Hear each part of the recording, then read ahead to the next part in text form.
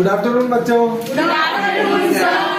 देखो ग्रेविटेशन की पहली वीडियो डल चुकी है, अभी आगे का टॉपिक कर रहे हैं हम लोग। जो जो चीजें सीखनी है हमें, ठीक है। आज हम 3 इक्वेशंस भी करेंगे इसी वीडियो में, और एक दो हो सकता है न्यूमेरिकल भी बता दूं। न्यूमेरिकल्स में क्या क्या चीजें हमें ध्यान देनी है वो भी मैं तुम्हें बताऊँ। पहली चीज, relationship between the difference of G and जी।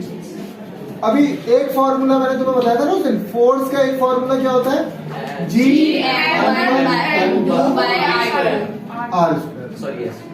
या कोई भी डिस्टेंस है, d ले सकते हो, कुछ भी ले सकते हो। और एक हमने फोर्स का फॉर्मूला पढ़ा था mg, तो इन दोनों को बराबर कर दो, mg और यहाँ पे r², ठीक है। m1 से m1 काट दो तो g बच गया g। अब क्योंकि एक ही मास है तो मैंने इसको रिप्लेस कर दिया, तो भाई ये एक फॉर्मूला हमारे पास है, ये रिलेशन है छोटा सा। और फिर मैंने तुम्हें ड्राइव भी करके बताया था, इसका अर्थ का मास लिखा था, ग्रेविटी की वैल्यू और अर्थ का रेडियस। तो यहाँ पे जी की वैल्यू जो आई थी वो 9.8, वैसे तो बहुत बड़ी वैल्यू 9.8 करके आगे, तो वैल्यू आ गई थी हमारी 9.8 मीटर पर सेकेंड, ठीक है। ये एक छोटा सा टॉपिक है। अब हमें रिलेशन पढ़ने हैं मोशन के, ठीक है। पता है एक चीज बतानी जरूरी थी कि अगर मतलब मैंने बचपन में जब सुना कि यार दो चीजें, एक हल्की चीज और एक भारी, मतलब एक बहुत पतला आदमी, एक बच्चा छोटा ऊपर से बिल्डिंग से गिरा, और एक बहुत बड़ा पहाड़ बिल्डिंग से गिरा,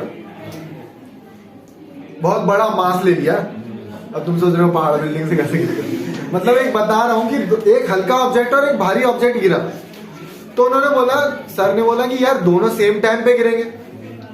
अब मेरे को तो समझ में आया ही नहीं है कि यार मैं एक पेपर गिरा रहा हूं और एक बहुत बड़ा मास गिरा रहा हूं, सेम टाइम पे कैसे गिर सकते। लेकिन तब उन्होंने नहीं बताया कि जो भी मैं गिरा रहा हूं अंडर वैक्यूम कंडीशन गिरा रहा हूं। यहाँ पे तो एयर है, एयर की वजह से रेसिस्टेंस पैदा होता है, मतलब रुकावट पैदा होती है, समझे। लेकिन ये जो बता रहा हूं ना कि दोनों चीजें एक टाइम पे गिरेंगी, मतलब एक पेपर भी और एक बहुत भारी चीज भी सेम टाइम पे तब गिरेंगी जब अंडर वैक्यूम होगा, कि कुछ भी नहीं है, हवा भी नहीं है भाई, तो वो एक सेम टाइम पे गिरेंगी, एक पेपर भी और एक कोई भी भारी चीज भी, समझे। क्योंकि जी की वैल्यू ना मास पे डिपेंड ही नहीं करती, जी की वैल्यू जो है वो मास पे डिपेंड ही नहीं करती। ऊपर से कोई छोटी चीज गिर रही है, बड़ी चीज गिर रही है, तो एक्सीलरेशन तो कांस्टेंट रहेगा, फिक्स है भाई, समझे। ये बता दूंगा। देखो अब नेक्स्ट टॉपिक है इक्वेशन ऑफ मोशन, जो हमने लॉ ऑफ मोशन में पढ़ी थी। When an object is falling freely towards the earth, अगर वो ऊपर से गिर रही है या फिर थ्रोन वर्टिकली अपवर्ड, या फिर मैं उसे ऊपर फेंक रहा हूं, ठीक है। तो केस 1, सबसे पहले पहला केस लिया कि भाई ऊपर से गिर रही है कोई भी चीज, जो है वो ऊपर से फ्री फॉल कहते हैं, इसे क्या कहते हैं, फ्री फॉल। अब देखा जब वो ऊपर से गिरी तो उसकी इनिशियल वेलोसिटी कुछ थी, मान लेते हैं उसकी इनिशियल वेलोसिटी कितनी थी, u। कितनी थी भाई, u। अभी वेलोसिटी आफ्टर t सेकंड, मैंने पूछा यार 5 सेकंड बाद बताओ उसकी वेलोसिटी कितनी हो जाएगी, तो सिंपल सी बात है 5 सेकंड बाद उसकी वेलोसिटी बढ़ जाएगी। क्यों, क्योंकि एक्सीलरेशन है यहाँ पे एक्सीलरेशन। अब देखना acceleration is replaced by g, जिसकी वैल्यू कांस्टेंट है 9.8। कई बार लोग बोलते हैं, लोग मतलब बुक में लिखा रहता है 10 ले लो, तो 10 भी पुट कर दी जाती है कैलकुलेशन को आसान बनाने के लिए। और बाकी वही है, v is equal to ut plus half ओ, हाँ। अगली इक्वेशन, अगर मुझे हाइट निकालनी कि मैं बोलूँ यार 5 सेकंड बाद, यहाँ पे t सेकंड हो जाए, 5 सेकंड बाद उसने कितना डिस्टेंस ट्रेवल करा, भाई चीज ऊपर से गिर चुकी है, तो मैं बोलूँ कि 30 सेकंड बाद या 5 सेकंड बाद उसने कुछ ना कुछ तो डिस्टेंस ट्रेवल किया ही होगा। तो भाई कितना डिस्टेंस ट्रेवल किया वो कैसे निकालेंगे बताओ, s is equal to ut plus half gt²। at की जगह क्या हो जाएगा, gt, और s की जगह तुम्हें h लिखना है तो h लिख लो, मर्जी है तुम्हारी। h लिख रहा हूं इसलिए लिख रहा हूं क्योंकि यार ग्रेविटी जो भी इन्फ्लुएंस करती है ना, फर्क डालती है, वो हमेशा वर्टिकली पोजीशन पे ही होगा। मैंने जब भी पिछले हमने करा है क्वेश्चंस, तो हमने क्या पढ़ा, हॉरिजॉन्टली मोशन, कोई गाड़ी चल रही है, कोई ट्रेन चल रही है, तो हमने सिंपली वही वैल्यू लगाए थे, क्योंकि गाड़ी यहाँ है तो यहाँ सेम ही स्पीड है, लेकिन ग्रेविटी चेंज होती है जब हम ऊपर जाते हैं और नीचे आते हैं। जब धीरे धीरे हम लोग अर्थ की ग्रेविटी से बाहर जाएंगे तो ग्रेविटी कम होती जाएगी। सरफेस पे मैक्सिमम है, जैसे ही मैं अर्थ के अंदर जाऊंगा ना गड्ढे में तो भी कम होती जाएगी। समझ रहे हो? अभी एक ग्राफ बनाऊंगा, ग्राफ के जरिए बिल्कुल समझा दूंगा क्या चीज है। मान लो यार हमें टाइम दिया ही नहीं है, हमें जो टाइम है वो टाइम दिया ही नहीं है। Relation between v and u when time is not mentioned, तो वही एक फॉर्मूला था v square minus u square is equal to 2as था भाई gs कर दो, gs कर दो और s की जगह भी क्या पड़ा 2gh। ठीक है, हाँ वही तीन इक्वेशन केस बना दिए गए बस। अभी केस बना दिया मैंने, पहला केस ये बना दिया कि बस कोई भी चीज है वो ऊपर से गिर रही है। अभी चीजें ऊपर भी फेंकेंगे तब थोड़े से केस चेंज हो जाएंगे, समझे? तो वो बता दूंगा अभी। कई बार देखो ये भी होगा, वेलोसिटी निकालनी है और ऊपर से मैंने चीज फेंकी, तो जब इनिशियली फेंक रहा हूं तो ये क्या है 0, तो वेलोसिटी कितनी होगी 2gh, और अगर प्रॉपर वेलोसिटी निकालनी है तो रूट निकाल दो 2gh, ये होगी वेलोसिटी। ये क्या होगी वेलोसिटी। मान लो मैंने बोला कि 1 किलोमीटर ऊपर से कोई चीज गिर रही है, तो अर्थ तक आते आते उसकी वेलोसिटी क्या हो जाएगी, यहाँ लिख दो 1 किलोमीटर मतलब 1000 मीटर, जी की वैल्यू रखो 2 से मल्टीप्लाई करो, रूट निकालो, उसकी वेलोसिटी निकलेगी। समझे? ये छोटी छोटी चीजें हैं। अब केस 2 कराता हूं। देखो अब मैंने तुम्हें बताया कि अगर इनिशियल कंडीशन है और इनिशियल वेलोसिटी तुम्हें 0 दे रखी है, अगर कोई भी चीज रेस्ट पे से फेंक रहे हो आप, ये रेस्ट पे अभी, तो इसकी इनिशियल वेलोसिटी क्या है भाई 0। अगर जिसको भी दिक्कत हो मोशन वगैरह के टॉपिक में तो वो मोशन का 1-2 बार वीडियो देख लो, क्योंकि ये जो इक्वेशंस हैं ये वहीं पे पढ़ी हमने, नहीं तो यहां भी सीख लोगे, कोई बड़ी बात नहीं है। तो रेस्ट पे तो समझ जाओ u0, अब v equal to u plus g t होता था, तो मैंने पहले ही 0 कर दिया उसे, तो v equal to g t direct लिख दिया। s equal to u t plus half of 80, u0 है तो इक्वेशन क्या बची ये बची, और यहाँ तो मैंने तुम्हें बता ही दिया कि u0 है तो ये बचेगा। समझे? कब? जब भी तुम्हें पता लगे कि हाँ वो चीज रेस्ट पे। अभी कोई भी चीज ऊपर से गिर रही है भाई, अभी मैं चीज नीचे से फेंकूंगा, तो जब नीचे से फेंकूंगा तो सारी टर्म्स चेंज हो जाएगी। अभी जब ऊपर से चीज गिरती है ना तो ग्रेविटी हमारे फेवर में है भाई, ग्रेविटी हमारे फेवर में है। अब तुम ऊपर चढ़ रहे हो तो मतलब तुम ऊपर जा रहे हो रॉकेट से, तो क्या होगा, हमें अपोज कर रही है ना ग्रेविटी, तो नीचे खींच रही है और हम लोग ऊपर जा रहे हैं जबरदस्ती। लेकिन जब हम ऊपर से नीचे आएंगे तो ग्रेविटी क्या है सपोर्ट करेंगे, यहाँ पे ग्रेविटी अगेंस्ट है। तो जब ऊपर जा रहे हैं तो ग्रेविटी अगेंस्ट है, नीचे आ रहे हैं तो ग्रेविटी सपोर्ट कर रही है, यहाँ सपोर्ट कर रही है, तो जी की वैल्यू पॉजिटिव है। जब मैं नीचे से फेंकूंगा तो जी की वैल्यू नेगेटिव हो जाएगी। समझ रहे हो ना? जब ऊपर फेंकूंगा तो जी की वैल्यू नेगेटिव हो जाएगी, हाँ फाइनल 0 हो जाएगी। बहुत बढ़िया, क्योंकि एक टाइम पे आके जब ये धीरे धीरे ऊपर जाएगी और ये अपनी चेंज करेगी डायरेक्शन, तो यहाँ पे हाईएस्ट पॉइंट पे, कितनी बार बताया मैंने तुम्हें, जब भी कोई चीज ऊपर जा रही है तो हाईएस्ट पॉइंट पे क्या होगा, वेलोसिटी 0 हो जाएगी। वेलोसिटी क्या हो जाएगी 0। बस ये चीज सीख लिया। अब ये लिख लो, वैसे लिखने में कुछ है नहीं।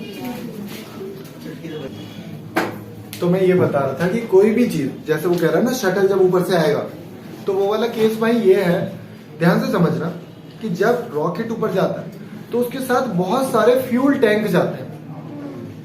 रॉकेट जो शटल होता है ना, मेन शटल बहुत छोटा होता है वो सारे कंपार्टमेंट अलग होते हैं। हाँ, अब ऊपर जाते जाते क्या है, फ्यूल खत्म हो गया, तो उसमें छोटे छोटे बॉम्ब लगे रहते हैं, वो बॉम्ब ब्लास्ट होते हैं और वो जो फ्यूल टैंक्स थे ना खाली होगा तो वो गिर जाते हैं। उनकी एग्जैक्ट लोकेशन होती है वहीं गिरेंगे, समुद्र में कहीं भी गिर जाते हैं। कितना बड़ा समुद्र है, जितना बड़ा लैंड वाला पार्ट है उससे 3 गुना ज्यादा बड़ा है समुद्र, तो कहीं भी समुद्र में वो गिरा देते हैं। ऐसे ही धीरे धीरे फिर वो फ्यूल खत्म हुआ, फिर गिर गए, तो वो नीचे जो भी पार्ट्स थे उनके वो अनलॉक होते रहते हैं। फिर उसके बाद क्या है, वो ग्रेविटी से बाहर चला गया, ग्रेविटी से बाहर चला गया, वो फ्री है आराम से।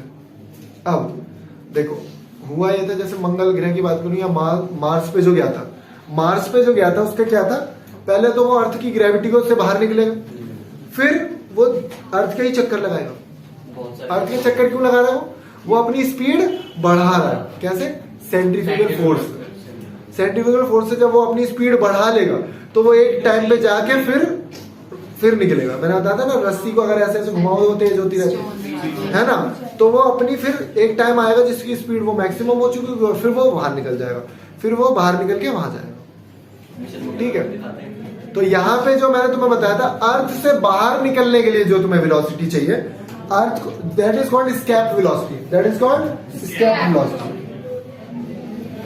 एस्केप वेलोसिटी जो है, इसका एक पूरा वो है किलोमीटर पर सेकंड। इसकी एक पूरी डेरिवेशन है भाई 11th क्लास में, इसको डिराइव किया जाता है। निकली कैसे, इसको निकाला जाता है। बहुत सारी वेलोसिटी देखने को मिलती है। ऑर्बिटल वेलोसिटी, अगर मैं अर्थ से कई किलोमीटर दूर हूं, ऊपर हूं, तो मेरी वेलोसिटी क्या होगी अगर मैं घूम रहा हूं, क्योंकि ग्रेविटी चेंज हो गई, 1 किलोमीटर ऊपर जाते हैं। ऑर्बिट से निकलने के लिए ये वेलोसिटी, हाँ, अगर इससे थोड़ी सी भी कम है तो नीचे खींच लेगा अर्थ, ऊपर जाते जाते फिर वो नीचे खींच लेगा। समझे ये?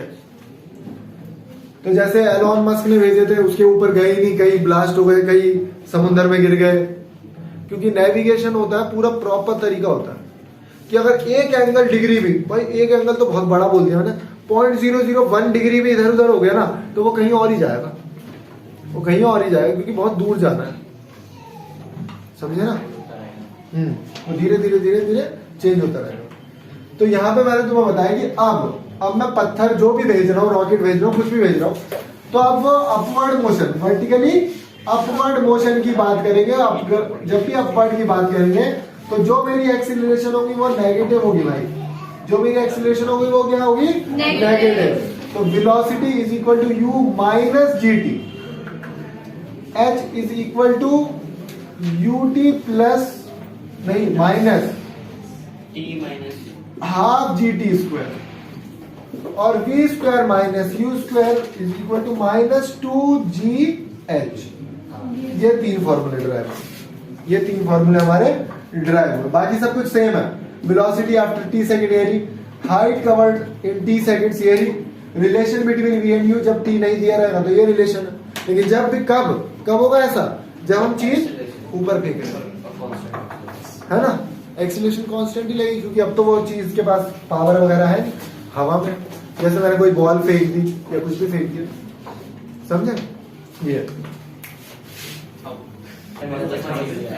देखो, अब मैं मास और वेट का डिफरेंस बता दूं आप लोगों को कि जो भी मैटर है, मैटर्स पढ़े थे तुमने, जो भी मैटर है उसकी जो भी क्वांटिटी है उसका एक तरीके से इनर्शियल वैल्यू समझ लो आप। क्या है इनर्शियल वैल्यू? तो इनर्शियल वैल्यू को ही क्या कहा जाता है? Mass. We can measure mass of an object by its inertia. Weight थोड़ा सा अलग कंसेप्ट है। वेट जो निकलता है वो मास इनटू ग्रेविटी से निकलता है, जो जी की वैल्यू है, एक्सीलरेशन ड्यू टू ग्रेविटी। मान लो मैं बोलूं वेट को जो नापोगे ना, वो न्यूटन्स में नापते हैं वेट को। मान लेते हैं हम लोग 1 kg है और ये क्या है 9.8 मीटर पर सेकेंड स्क्वायर, तो ये आ गया 9.8 न्यूटन, ये वेट आ गया। वेट जो है वो चेंज हो सकता है। मान लो जी की वैल्यू चेंज कर दो, वेट चेंज हो जाएगा, मास कभी चेंज नहीं होगा। मास जो है वो कभी भी चेंज नहीं हो सकता, इसकी कांस्टेंट वैल्यू, ये चेंज हो सकता है। मास कैन नॉट बी जीरो, ये कभी जीरो नहीं हो सकता, ये जीरो हो सकता है। इन दोनों का डिफरेंस है। ये टॉपिक बहुत ज्यादा बड़ा है, 11th क्लास में आपको ये देखने को मिलेगा। 9th क्लास में सिर्फ इतना ही पढ़ना, ज्यादा डीप में नहीं जाना। इतना ना, ये न्यूटन्स में मेजर करेगा। हाँ वेट, और ये जो है वो केजी में। ये एक फिक्स क्वांटिटी कांस्टेंट रहेगी, ये चेंज नहीं होगी। ये चेंज हो सकती है, डिपेंड्स ऑन जी। ठीक है, अब एक न्यूमेरिकल करा देता हूं तुम्हें कि मैंने तुम्हें बताया ना factor affecting the value of G, कि मैं अर्थ के ऊपर जा रहा हूं तो मेरी वैल्यू कितनी होगी, चेंज होगी या नहीं होगी, और अगर मैं अर्थ के नीचे चला गया तो मेरी वैल्यू चेंज होगी या नहीं होगी। तो क्या क्या फैक्टर है जिसकी वजह से चीजें चेंज होगी, मतलब वैल्यू चेंज होगी किसकी, जी की। ठीक है, चलो उतार लो इसको। देखो फैक्टर अफेक्टिंग वैल्यू ऑफ जी। पहले मैं एक छोटी सी चीज बता दूं कि मैंने तुम्हें बताया जैसे जैसे हम लोग ऊपर जाते हैं जो जी की वैल्यू है वो कम हो जाती है। तो मैंने क्या किया, अच्छा जैसे हम कभी भूल जाते हैं कि यार कौन सा फॉर्मूला लगे, तो याद रखना mg बराबर किसके साथ, g m1 m2 upon r square. एक m से m हमने काट दिया, तो बचा क्या, ये बचा। अब ध्यान से देखो, और मैंने बताया यार मास तो एक कांस्टेंट वैल्यू है, वो तो कभी चेंज होगी नहीं, चेंज होगी क्या, देखो दो तरीके से करा दूंगा, एक ही तरीका हो सकता है। ये जी है ओरिजिनल, ये जी कौन सा है, जो रेडियस 64 पे, अर्थ के रेडियस पे, सरफेस पे तो कांस्टेंट ही है ना, वो फिक्स है। और ये वाला G2 जो मुझे निकालना है कितनी हाइट पे भाई, इतनी हाइट पे, ठीक है ओके। अब मैंने देखा कि अगर ऊपर वाले का फॉर्मूला लिखूंगा तो g m upon r square, r लेकिन आर की वैल्यू चेंज है, क्यों, क्योंकि आर जो है रेडियस अर्थ पे तो ये ना, और कहीं और अगर ऊपर देखूंगा तो ये देखो ना ध्यान से, ये अर्थ है, ये इसका सेंटर है। तो जैसे जैसे मैं ऊपर जाते जाऊंगा, अभी मैं यहाँ पे बोल रहा हूँ, मैं कहाँ खड़ा हूँ, यहाँ पे, और कोई बच्चा यहाँ पे खड़ा हुआ, तो यहाँ पे जी की वैल्यू अलग होगी और यहाँ पे जो जी की वैल्यू है अलग होगी। बस ये देखो, तो g m upon r two का स्क्वायर, तो ये दोनों चीजें तो कट गई भाई, तो जी अपॉन G2 आ गया R2 अपॉन R, देखो दोनों के पास स्क्वायर था तो होल स्क्वायर कर दिया, ठीक है। अब इन दोनों की वैल्यू रखता हूँ, R2 कितना है 28, सॉरी 1,28,000 नहीं 12,000, और यह है 64, इसका स्क्वायर मैंने देखा कट रहे हैं पूरे पूरे, ये कट रहा है 2 का स्क्वायर अपॉन 1, तो ये 4 अपॉन 1 हो गया। तो मतलब भाई G1 अपॉन G2 कितना होगा 4 अपॉन 1, तो मुझे G2 निकालना है, 4 को नीचे भेजो, G2 को अकेला कर दो, G2 को उधर भेज दो, G1 को इधर भेज दो। ध्यान से देखना कहां तक आया बता, G2 नीचे भेजना, हाँ ये आ गया ना 4:1, कुछ भी नहीं, आप इसको उधर भेज दो। तो ध्यान से देखो, ये बच्चा G1 is equal to 4G2 लिख सकता हूँ, 4 को नीचे ले आओ बस, तो ये 4 को जब नीचे लेके आओगे ये तो 4 नीचे आ गया 4, तो वैल्यू इसकी 9.8 है, आपको क्या करना है 4 से भाग करना, तो 49 का आधा लगभग 28 के करीबन आएगी कोई वैल्यू। तो देखो ना जैसे जैसे ऊपर जा रहे हैं वैल्यू जी की कम होगी, हमें बहुत हल्का महसूस होगा, हमें बहुत हल्का महसूस, हम कितनी भी देर खड़े होते, मैंने बताया था ना जितनी देर हम लोग यहाँ पे खड़े हो जाते हैं और हमारी बुरी हालत हो जाए, मान लो हम लोग 5 दिन से खड़े हैं, उससे आप 6 गुना टाइम चांद पे खड़े हो सकते हो, क्योंकि वेट कम लगेगा ना, वेट जो है अट्रैक्शन जो है वो कम लगेगा। हमारे पैर में दर्द क्यों हो रहा है, क्योंकि हमारे ऊपर वेट लग रहा है, और वेट वो भी सिर्फ कम एरिया पे, पैर तो जितना सरफेस टच है उतने पे लग रहा है ना, तो ये दिक्कत है। लेकिन सारा खेल पता क्या होता है, जब मैं लेट जाता हूं तो हुआ क्या, लेटने पे जो भी एरिया था वो बढ़ गया ना, तो फोर्स वजन तो उतना ही है, मेरा वजन तो उतना ही है, एरिया बढ़ गया तो प्रेशर कम लग रहा, तो प्रेशर कम लग रहा तो आराम से हम लोग 10 घंटे 20 घंटे लेट सकते हैं भाई, लेकिन 10 घंटे 20 घंटे खड़े नहीं हो सकते, उसमें भी फिर हम ऐसे हो जाते हैं, फिर ऐसे हो जाते हैं, है ना। इसीलिए एक पैर पे खड़े हो जाओ, तो 5 मिनट खड़ा कर दो तो तुम एक पैर पे आ जाते। ये वैल्यू को लिख दो, इसको लिख दो, देखो ध्यान से, अभी ये प्रूव कर रहे हैं हम लोग, weight of an object on moon is 1/6 of the weight of the on the earth. हमें ये पता है कि अगर मान लो मैं हूं तो ये मेरा मास है, ये जो हम लिख रहा था, ये फोर्स जो भी लग रहा है वो है। अब ध्यान से देखना, जी कांस्टेंट है, मास किसका लिया है अर्थ का, क्योंकि 2 मास है, कौन अट्रैक्ट कर रहा है मुझे, अर्थ, अर्थ के रेफरेंस में ले रहा हूं ना, और रेडियस किसका लूंगा अर्थ का, और यहाँ पे ले रहा हूं मून के बारे में बात कर रहा हूं, तो मास किसका लूंगा मून का, मैं अपना ही मास लूंगा, मास क्योंकि मैं मून पे चला गया, तो ये रेडियस किसका मून का। अब मुझे वहां पे देखनी कि ग्रेविटी की वैल्यू क्या है, ठीक है। तो मेरे को ये पता है कि भाई जो मास ऑफ अर्थ है ना वो कितना है, 100 गुना है मास ऑफ मून के। तो मैंने देखा मास ऑफ अर्थ जो है वो मास ऑफ मून के कितना है 100/1, एक चीज। उसके बाद मुझे एक चीज और पता है कि रेडियस जो है अर्थ का वो 4 गुना है किससे? रेडियस ऑफ मून से। तो मुझे पता लगा radius of earth upon radius of moon is equal to 4/1। ये दो चीजें मुझे यहाँ पुट करनी है। कब? जब मैं इन दोनों को एक दूसरे से डिवाइड करूंगा। R f e upon f m, ये मैंने तुम्हें बताया, ये जो फोर्स है ना यही जी की वैल्यू एक तरीके से। तो देख लो G M E M upon R E का स्क्वायर और G M E upon M, sorry are M का स्क्वायर। तो ध्यान से देखो ये वैल्यू कट गई दोनों, हाँ ये कट गई, एम से एम कट गया, तो बचा ये।